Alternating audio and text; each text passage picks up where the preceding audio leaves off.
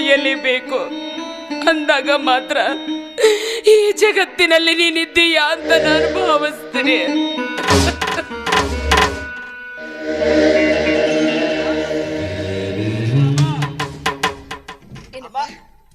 ಏನಮ್ಮ ಇದು? ಮಗ ಮನೆಗೆ ಬರೋಕ್ಕಿಂತ ಮುಂಚಿತವಾಗಿ ಮಗನ ದಾರಿ ಕಾಯುತ್ತಾ ಹಾಲಿನ ಗ್ಲಾಸನ್ನು ಕೈಯಲ್ಲೇ ಹಿಡ್ಕೊಂಡು ನಿಂತಿದೆಯಲ್ಲ ಈ ಮಗನ ಮೇಲೆ ಎಷ್ಟೊಂದು ಪ್ರೀತಿ ವಾತ್ಸಲ್ಯ ಅನುಕಂಪ ಅಂತೀನಿ. ನಿನ್ನಂತ ತಾಯಿಯನ್ನು ಪಡ್ಕೊಂಡು ಬರ್ಬೇಕಾದ್ರೆ ಅದ್ಯಾವ ಜನ್ಮದ ಪುಣ್ಯ ಮಾಡಿರುನೇನೋ ಅಮ್ಮ ನಾನು. ನಿಜನಪ್ಪ, ನನ್ನಂತ ತಾಯಿಯನ್ನ ನೀನೆಲ್ಲೋ ಕಂಡಿರ್ಲಿಕ್ಕಿಲ್ಲ. ಮಗನ ಮೇಲೆ ಪ್ರೀತಿ ಪ್ರೇಮ ತೋರುವ ಅದೆಷ್ಟೋ ತಾಯಂದಿರನ್ನ ನೀನು ಕಂಡಿದ್ದೀಯ. ಆದ್ರೆ ಮಗನ ಮೇಲೆ ಮಮಕಾರ ಹೆಚ್ಚಾಗಿ ಇಂಥ ಹಾಲು ಕುಡಿಸುವ ನನ್ನಂಥ ತಾಯಿಯನ್ನ ನೀನೆಲ್ಲೂ ಕಂಡಿರ್ಲಿಕ್ಕಿಲ್ಲ. ಇದು ಈ ತಾಯಿ ಹೊಟ್ಟೆಯಲ್ಲಿ ಹುಟ್ಟಿದ ಸತ್ವ ಪರೀಕ್ಷೆ. ನಿನ್ನಂತ ಮಗನನ್ನ ಹಡೆದಿದ್ದು ನನ್ನ ಪುಣ್ಯವೋ ಅಥವಾ ನನ್ನಂತ ತಾಯಿಯನ್ನ ಪಡೆದ ನಿನ್ನ ಪುಣ್ಯವೋ ದೇವರಿಗೆ ಗೊತ್ತು. ಯಾಕಮ್ಮ ಕಣ್ಣಲ್ಲಿ ಕಣ್ಣೀರು ಯಾಕೆ? ಏನಾಗಿದೆ ನಿನಗೆ? ಏನಿಲ್ಲಪ್ಪ, ಹಾಲು ಕುಡಿಸುವ ಸಂತೋಷಕ್ಕಾಗಿ. ಎಂತ ಹುಚ್ಚಿಯಮ್ಮ ನೀನು. ಯಾರಾದರೂ ಸಂತೋಷದ ಸಂದರ್ಭದಲ್ಲಿ ಕಣ್ಣೀರು ಹಾಕ್ತಾರೇನು? ಮಗನಿಗೆ ಹಾಲು ಕೊಡ್ತಾ ಇದ್ದಿ ತಾನೆ, ನಗನಗ್ತಾ ಮಗನಿಗೆ ಹಾಲು ಕೊಡ್ಬೇಕಮ್ಮ. ಆಯ್ತು ಕೊಂದ, ತಗೋ. ಅಮ್ಮ ಇವತ್ತು ನಾನು ಹುಟ್ಟಿದ ಹಬ್ಬ ಅಲ್ವಾ? ಹೌದಮ್ಮ, ಪ್ರತಿ ವರ್ಷ ಅಪ್ಪಾಜಿ ನೀನು ಸೇರಿಕೊಂಡು ಹುಟ್ಟು ಹಬ್ಬನ ವಿಜೃಂಭಣೆಯಿಂದ ಮಾಡ್ತಾ ಇದ್ರಿ.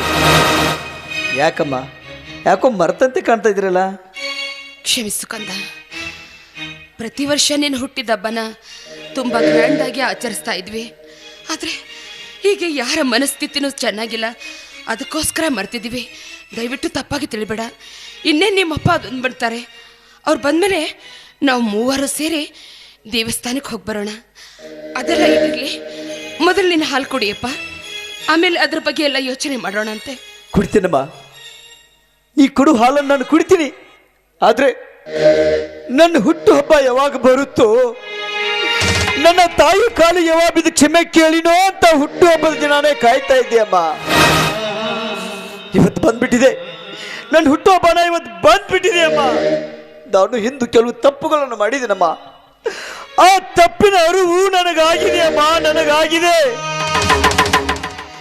ಜಗತ್ತಿನಲ್ಲಿ ಯಾರೂ ಕ್ಷಮಿಸದಿದ್ರು ಮಕ್ಕಳ ತಪ್ಪನ್ನ ಹೆತ್ತ ತಾಯಿ ಮಕ್ಕಳಿಗೆ ಮುತ್ತಿಟ್ಟು ಮಕ್ಕಳನ್ನ ಕ್ಷಮಿಸುತ್ತಾಳೆ ಅಂತ ಕವಿವಾಣಿಯನ್ನು ಕೇಳಿದ್ದೇನಮ್ಮ. ಆ ತಪ್ಪಿನ ಅರಿವು ನನಗಾಗಿದೆ. ಅದಕ್ಕಾಗಿ ನಾನು ನಿನ್ನಲ್ಲಿ ಕ್ಷಮೆ ಕೇಳಲು ಬಂದಿದ್ದೀನಮ್ಮ. ನಾನೊಂದು ತಪ್ಪು ಮಾಡಿಬಿಟ್ಟಿದ್ದೀನಮ್ಮ, ತಪ್ಪು ಮಾಡಿಬಿಟ್ಟಿದ್ದೀನಿ.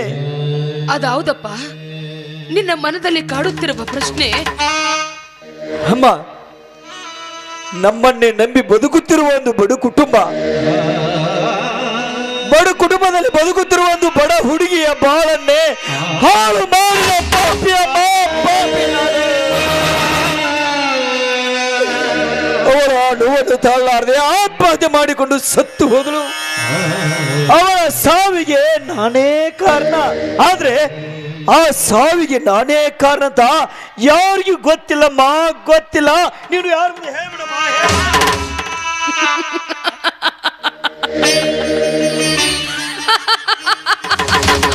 ಅಮ್ಮ, ಯಾಕಮ್ಮ ಯಾಕೆ ನಗ್ತಾ ಇದ್ದೀಯ? ಏನಾಯ್ತು ನನಗೆ? ಬೆಕ್ಕು ಕಣ್ಣು ಮುಚ್ಚಿ ಹಾಲು ಕುಡಿದ್ರೆ ಜಗತ್ತೇ ನೋಡಿಲ್ಲ ಅಂತ ತಿಳಿದಿತ್ತಂತೆ. ಆದ್ರೆ ಈ ವಿಷಯ ಈಗ ತಾನೇ ನೀನೇ ಹೇಳ್ದಿಲ್ಲಪ್ಪ. ಅದೇ ಅಮ್ಮ, ಇನ್ ಮುಂದೆ ನನ್ನ ಹೆಂಡತಿಯಾಗಿ ಬರುವ ಹೆಣ್ಣನ್ನು ಹೊರತುಪಡಿಸಿ ಬೇರೆ ಹೆಣ್ಣು ಮಕ್ಕಳನ್ನ ಅಕ್ಕ ತಂಗಿ ತಾಯಿ ಅಂತ ತಿಳಿತೇನಮ್ಮ. ಒಂದ್ಸಲ, ಒಂದೇ ಒಂದ್ಸಲಮ್ಮ ತಾಯಿಯಾಗಿ ನೀನು ಕ್ಷಮಿಸ್ಬಿಡಮ್ಮ.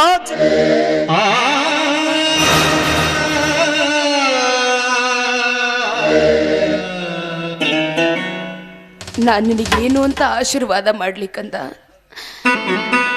ದೈವ ದೂರಾದರೆ ದೇವರು ಬಂದು ನಿನ್ನ ಕಾಪಾಡಲಾರ. ಈಗ ನಾನು ನಿನ್ನ ಪಾಲಿಗೆ ದೇವರಾಗಿ ಉಳಿದರೂ ನಿನ್ನನ್ನು ಉಳಿಸಿಕೊಳ್ಳುವ ಭಾಗ್ಯ ನಾನು ಪಡೆದು ಬಂದಿಲ್ಲ.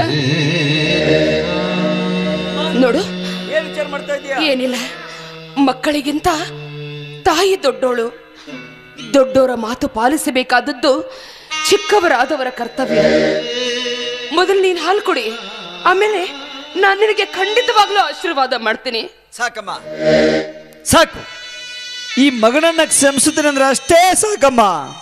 ಅಮ್ಮ, ನೀನು ಈ ಹಾಲಲ್ಲ, ಈ ಮಗನನ್ನ ಕ್ಷಮಿಸಿದ್ರೆ ಅಂದ್ರೆ ಈ ಹಾಲಿನಲ್ಲಿ ವಿಷ ಹಾಕಿ ಕೊಟ್ಟರು ನಾನು ಕುಡಿ. ಆದ್ರೆ ಹೆತ್ತ ತಾಯಿ ಮಗನನ್ನ ಕ್ಷಮಿಸ್ತೀಯ ಅವನ ನಂಬಿಕೆಯಿಂದ ಕುಡಿತಾ ಇದ್ದಮ್ಮ. ನೀನು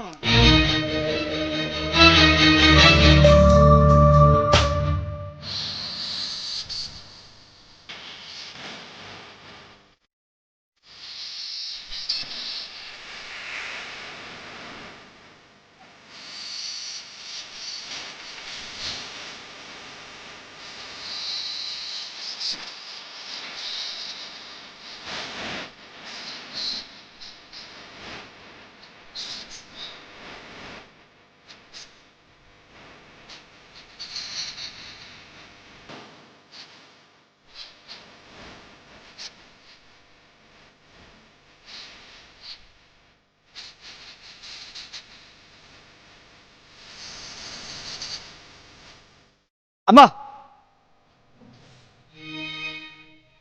ಹಾಲಿಗೆ ಸ್ವಲ್ಪ ಸಕ್ಕರೆ ಕಡಿಮೆ ಹಾಕಿದ್ಯಾ? ಯಾಕೋ ಸ್ವಲ್ಪ ಕೈ ಬರ್ತಾ ಇತ್ತು. ಆದ್ರೂ ಇವತ್ತು ನಾ ಹಾಲು ಕೊಡ್ನಲ್ಲ, ತುಂಬಾ ಸಂತೋಷ ಆಗ್ತಾ ಇದೆ. ಅಮ್ಮ, ಈಗ ಹೇಳು, ಆ ಹಸ್ತವನ್ನ, ಆ ನಿನ್ನ ಹಸ್ತವನ್ನ ಈ ಮಸ್ತಕದ ಮೇಲೆ ಇಟ್ಟು ಹೇಳಮ್ಮ. ಮಗನೇ, ಮಗನೇ, ನಿನ್ನ ಕ್ಷಮಿಸದೆ ಹೇಳಮ್ಮ, ಹೇಳ.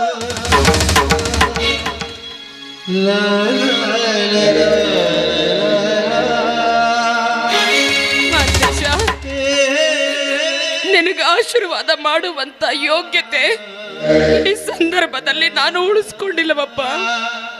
ಕಂದ, ನಾನೀಗ ನಿನ್ನ ಪಾಲಿಗೆ ತಾಯಿಯಾಗಿ ಉಳಿದಿಲ್ಲವೋ, ನಿನ್ನ ಪಾಲಿನ ಯಮ.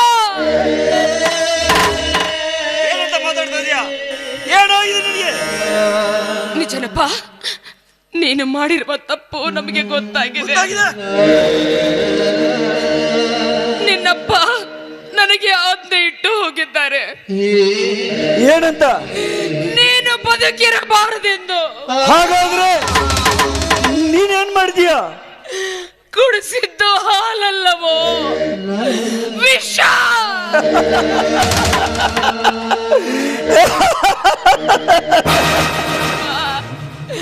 ಈ ಹೆತ್ತವಳ ಹಾಲು ವಿಷವಾಯಿತು ಕಂದ, ವಿಷವಾಯಿತು. ಏನಂತ ಮಾತಾಡ್ತಾ ಇದೀಯಮ್ಮ ನೀನು? 9 ತಿಂಗಳು ಹೆತ್ತು ಹೊತ್ತು ಸಾಕಿ ಸಲುವಿದ ತಾಯಿಯಮ್ಮ ನೀನು. ಜಗತ್ತಿನಲ್ಲಿ ಯಾವ ತಾಯಿಯಾದರೂ ತನ್ನ ಮಗನಿಗೆ ವಿಷ ಹಾಕಿಕೊಳ್ಳಲು ಸಾಧ್ಯವೇನಮ್ಮ? ಆ ಕೆಲಸನ ನೀನ್ ಮಾಡಿದೀಯ.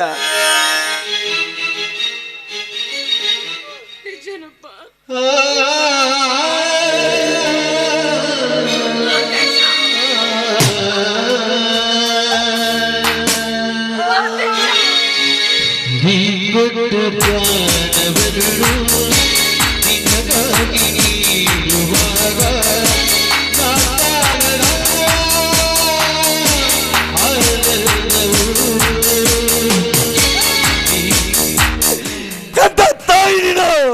ಮಗನೇ, ಹಾಲು ಕುಡಿಯೋ, ನಿನ್ನನ್ನು ಕ್ಷಮಿಸಿದಂತೇಳಿ ನನಗೆ ವಿಷ ಹಾಕಿದೆಯಲ್ಲ.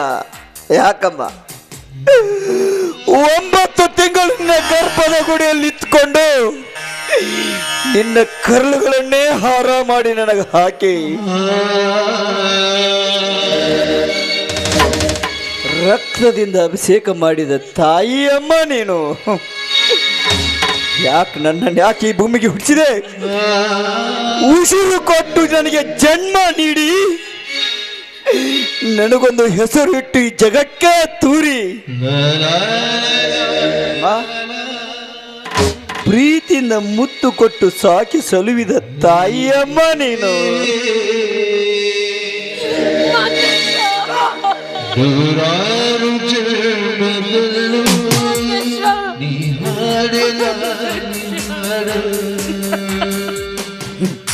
ಯಾಕೆ ಅಳ್ತಾ ಇದ್ದೀಯ? ಅಳಬೇಡಮ್ಮ, ಅಳಬೇಡ.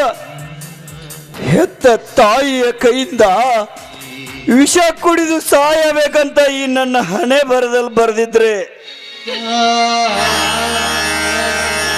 ನಿನ್ನನ್ಯಾಕಮ್ಮ ನಾನು ಹೊಣೆ ಮಾಡಲಿ?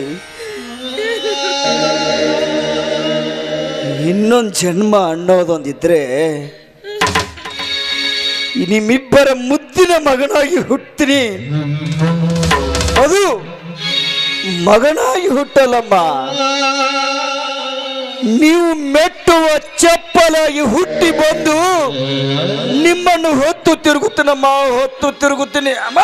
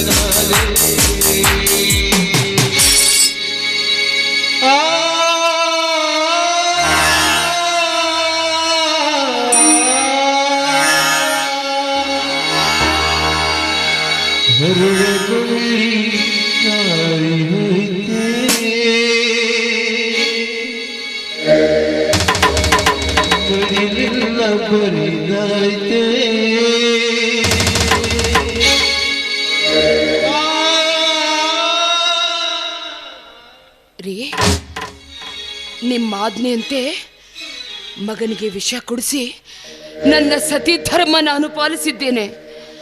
ಆದ್ರೆ ಒಬ್ಬ ಮಗನಿಗೆ ತಾಯಿಯಾಗಿ ನನ್ನ ಧರ್ಮವನ್ನು ನಾನು ಪಾಲಿಸಲೇಬೇಕಲ್ಲ. ನಿಜ, ಮಗನಿಗೆ ವಿಷ ಕುಡಿಸಿದ ನನ್ನಂತ ನೀಚ ತಾಯಿ ಈ ಭೂಮಿ ಮೇಲೆ ಬದುಕಿರಬೇಕೆ?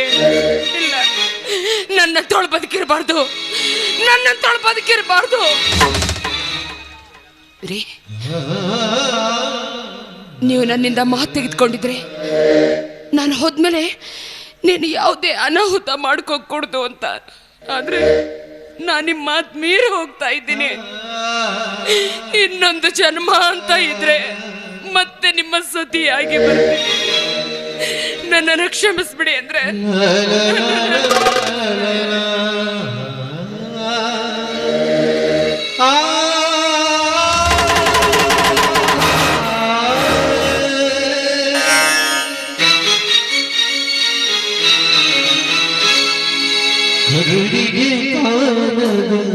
ನಾಟಕಕಾರ ದಿನಗೆ ನನ್ನ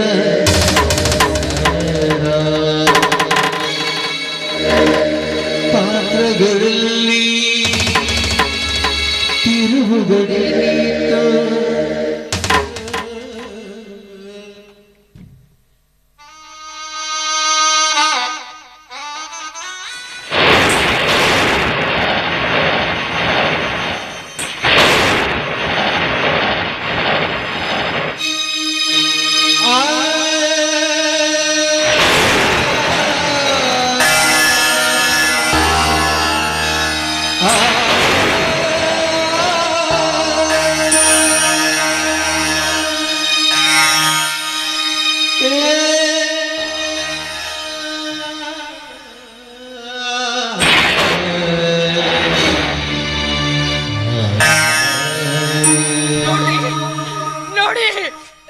ಮಗನ ಮರಣವನ್ನ ನೋಡಿ ನಿಮ್ಮ ಮನಸ್ಸಿಗೆ ಆನಂದ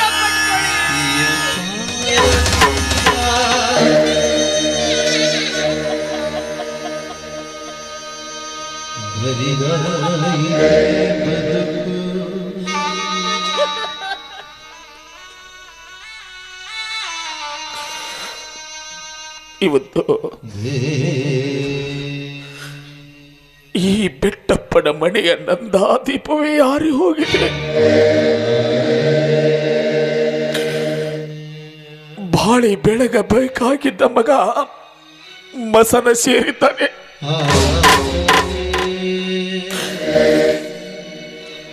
ಮಾನವಂತರ ಮನೆತನದಲ್ಲಿ ಹುಟ್ಟಿದ ನಾವು ಮಾನಕ್ಕಾಗಿ ಹೆತ್ತ ಮಕ್ಕಳನ್ನೇ ಬಲಿ ಕೊಡುವ ಪ್ರಸಂಗ ಬಂದೆನೆ ಒದಗಿತ್ತು.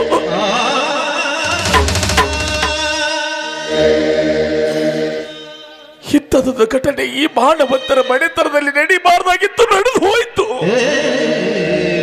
ನೋಡು, ಊರ್ ಜನರಿಗೆ ಗೊತ್ತಾದ್ರೆ ಬಂದು ಮಡಿಯಲ್ಲಿ ತುಂಬ್ತಾರೆ. ಊರ್ ಜನರಿಗೆ ಗೊತ್ತಾಗೋದು ಬೇಡ. ಗೊತ್ತಾಗ ಮುಂಚೆ ಇಬ್ಬರೇ ಶವ ಸಂಸ್ಕಾರ ಮಾಡಿ ಮುಗಿಸ್ಬಿಡೋಣ. ನಿನ್ನ ಮಗ ನೋಡ್ಕೋ, ನಮ್ಮ ಮುಂದಿನ ಕಾರ್ಯ ಮಾಡ್ಕೊಂಡು ಬರ್ತೀನಿ. ನಿಂತ್ಕೊಳ್ಳಿ ರೀ. ನಿಮ್ಮ ಪಾದಕ್ಕೆ ಕೊನೆಯದಾಗಿ ನಮಸ್ಕಾರ ಮಾಡಬೇಕು ಅಂತ ನನಗೆ ತುಂಬಾ ಆಸೆ ಆಗ್ತಾ ಇದೆ. ದಯವಿಟ್ಟು ಪಾದ ಜೋಡಿಸಿ ನಿಲ್ತೀರಾ? ಪಾದ ಜೋಡಿಸಿ ನಿಲ್ಲಿ.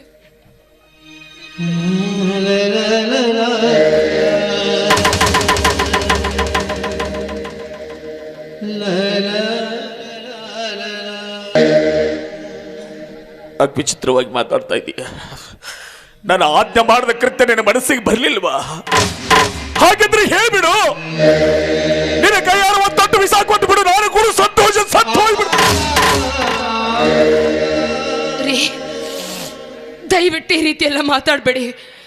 ಮನೆತನದ ಮಾನಕ್ಕಾಗಿ ಬದುಕುತ್ತಿರುವ ಮಾನವರು ನೀವು. ನ್ಯಾಯಕ್ಕಾಗಿ ನಿಮ್ಮನ್ನೇ ನೀವು ತ್ಯಾಗ ಮಾಡುವ ಮಹಾಪುರುಷರು ನೀವು.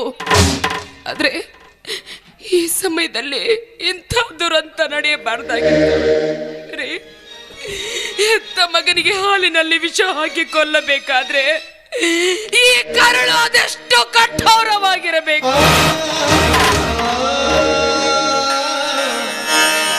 ಅದಕ್ಕಾಗಿ ನಿಮಗದರ ಅವಶ್ಯಕತೆ ಬೇಡ ಅಂತ ನಾನೇ ಮಗನಿಗೆ ವಿಷ ಕುಡಿಸುವ ಅರ್ಧ ಭಾಗದಷ್ಟು ವಿಷವನ್ನ ಕುಡಿದು ಬಿಟ್ಟಿದ್ದೆ.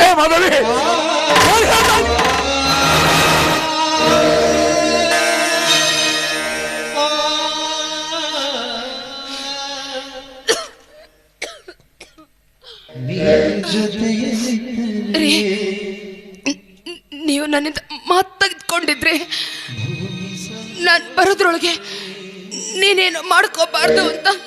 ಆದ್ರೆ ನಾನು ನಿಮ್ಮ ಮಾತು ಮೀರಿ ಹೋಗ್ತಾ ಇದ್ದೀನಿ ರೀ.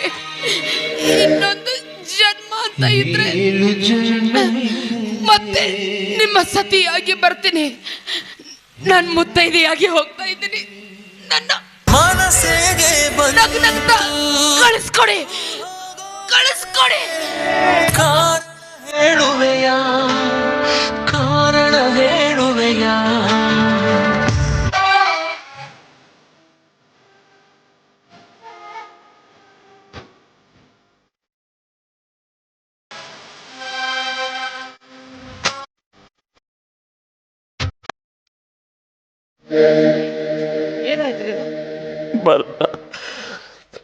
ಈಗ ಬಂದೆ ನೋಡು, ನನ್ನ ಮನೆ ಹೇಗಾಗಿದೆ ಅಂತ. ಮಂತ್ರಾಲಯದಂತೆ ತುಂಬಿ ತುಳುಕುತ್ತಿದ್ದ ಈ ಬೆಟ್ಟಪ್ಪನ ಮನೆ ಇವತ್ತು ಸ್ಮಶಾನವಾಗಿ ಹೋಗಿದೆ.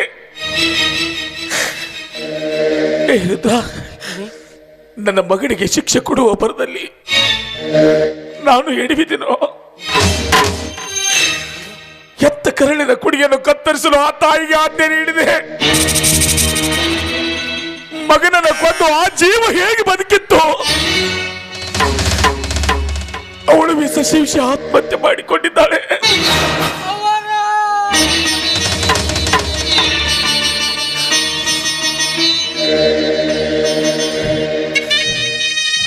ಹಾಳಾದ ಅಂಬಿಕನನ್ನು ಹೊಟ್ಟೆಗೆ ಹಾಕರ ಹುಟ್ಟಿದ್ಲು. ಹುಟ್ಟಿ ಬಲಿ ಸ್ಮಶಾನ ಮಾಡಿಬಿಟ್ಲು. ಅವರು ಪಡೆದುಕೊಂಡು ಬಂದಿದ್ದೆ ಎಷ್ಟು, ಆದ್ರೆ ನಾನು ಮಾಡಿದ ಅಪರಾಧವಾದರೂ ಏನು? ನ್ಯಾಯ ನೀತಿ ಧರ್ಮದಿಂದ ಮಾಡಿದ್ದು ನನ್ನ ತಪ್ಪ. ನೀನು ಗುಡಿಯೊಳಗಿರುವ ದೇವರು ದೇವರಲ್ಲ. ನಮ್ಮತ್ತರ ಪಾಲಿಗೆ ನೀನು ಬಂಡೆಗಲ್ಲು ಬಂಡೆಗಲ್ಲು.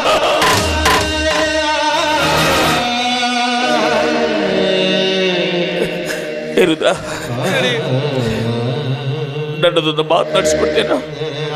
ಹೇಳಿದ್ರಿ ಅದೇನೇ ಇದ್ರು ನೋಡು, ನಡೆಸ್ಕೊಡ್ತೀನಿ. ಊರ ಸಮ್ಮುಖದಲ್ಲಿ ಸಮಸ್ತ ಆಸ್ತಿಯನ್ನೆಲ್ಲ ನಿನ್ನ ಹೆಸರಿಗೆ ಬಿಡ್ತಾ ಇದ್ದೀನಿ. ಇನ್ನು ಮುಂದೆ ನ್ಯಾಯ, ನೀತಿ, ಧರ್ಮವನ್ನು ಉಳಿಸಿಕೊಂಡು ಹೋಗುವ ಮಾನವೀಯ ಮನುಷ್ಯ ಅಂತ ನಾನು ನಿನ್ನನ್ನೇ ನಂಬಿದ್ದೀನಿ. ಯಾಕಂದ್ರೆ ಹಿಂದೊಂದು ಮಾತು ಹೇಳಿದ ನೆನಪಿದೆಯಾ? ದುಡಿಯುವವರ ಮನೆಯಲ್ಲಿ ಆಳ ಮಗನಾಗಿ ಇರ್ತಾನೆ, ಯಜಮಾನನಾಗಿ ಇರ್ತಾನೆ ಅಂತ. ರುದ್ರ, ಬಡತನ ಸಿರಿತನ ಎನ್ನುವುದು ಮಧ್ಯಾಹ್ನದ ಬಿಸಿಲಿದ್ದಾಗೆಯೋ ಇಷ್ಟು ದಿನ ನಾನು ಅನುಭವಿಸ್ತಿದ್ದೀನಿ, ಇನ್ನು ಮುಂದೆ ನೀನು ಅನುಭವಿಸು. ಆದ್ರೆ ನ್ಯಾಯ ಅಂತ ಈ ಮನೆ ಬಾಗಿಲಿಗೆ ಬಂದವರು ಯಾವತ್ತೂ ಬರಗೈಲಿಂದ ಹೋಗಬಾರ್ದು.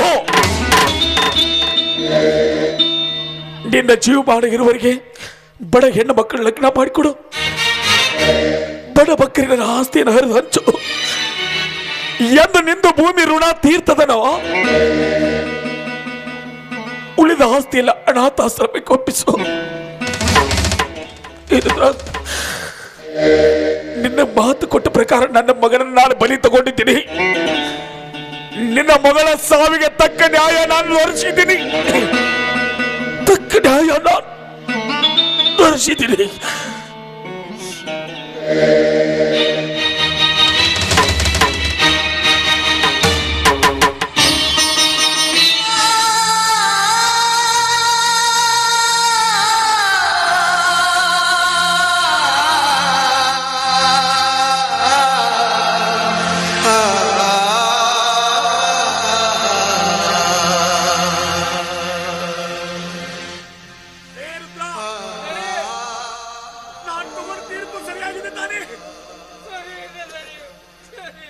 ನಿನ್ನ ಮಗಳ ಸಾವಿಗೆ ನಾನು ನ್ಯಾಯ ದೊರಕಿದ್ದೀನಿ. ಇದೇ ತಪ್ಪ. ಊರೇ ಹೆತ್ತ ಮಗ